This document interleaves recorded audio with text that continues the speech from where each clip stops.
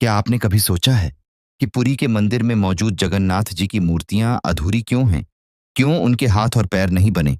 और क्या आप जानते हैं कि इन मूर्तियों के अंदर आज भी एक ऐसी चीज धड़कती है जिसे ब्रह्म पदार्थ कहते हैं, जिसे देखने वाला या तो अंधा हो सकता है या उसकी मौत हो सकती है।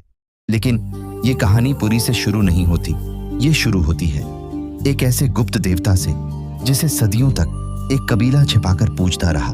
हजारों साल पहले मालवा के राजा इंद्रद्युम्न भगवान विष्णु के परम भक्त थे। एक रात उन्हें सपना आया, एक नीले रंग की दिव्य मूर्ति जिसकी चमक के आगे सूरज की रोशनी भी फीकी पड़ जाए। वो थे नीलमाधव। राजा ने अपने सबसे विश्वसनीय ब्राह्मण विद्यापति को बुलाया। जाओ और जब तक नीलमाधव को ढूंढ न लो वापस मत आना। विद्यापति निकल पड़े। घने जंगल, ऊंचे पहाड़ और बहती नदियों को पार करते हुए वो पहुंचे उत्कल प्रदेश, जहां उनकी मुलाकात हुई एक कबीले के मुखिया विश्ववासु से। विश्ववासु ने उन्हें शरण दी और वहीं विद्यापति को उनकी बेटी ललिता से प्रेम हो गया। दोनों का विवाह हुआ, लेकिन विद्यापति का उद्देश्य कुछ और था। उसे शक था कि विश्ववासु नीलमाधव के गुप्त पुजारी हैं।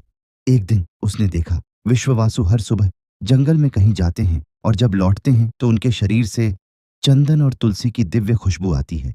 विद्यापति ने ललिता से कहा, मुझे दर्शन करने हैं। आखिरकार विश्ववासु मान गए, लेकिन एक शर्त पर, आंखों पर पट्टी बांधी जाएगी। पर विद्यापति चतुर थे। उन्होंने रास्ते में सरसों के बीज गिरा दिए ताकि वापसी का रास्ता मिल सके। जब गुफा में पट्टी खुली तो सामने था एक चमचमाता हुआ नीलमणि का दिव्य विग्रह। नीलमाधव।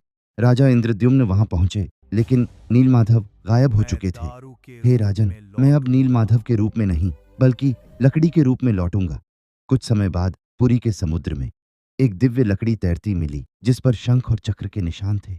जब राजा और विश्ववासु ने एक साथ उसे छुआ तो वो लकड़ी मक्खन की तरह उठ गई। एक बूढ़ा कारीगर आया। मैं 21 दिन में मूर्ति बनाऊंगा, लेकिन कोई दरवाजा नहीं खोलेगा। 15 दिन बीत गए, कोई आवाज नहीं। रानी घबरा गई और दरवाजा खुलवा दिया। अंदर न कारीगर था, न कोई आवाज, सिर्फ 3 अधूरी मूर्तियां। मैं इसी रूप में रहूंगा ताकि दुनिया समझे कि मैं रूप का मोहताज नहीं।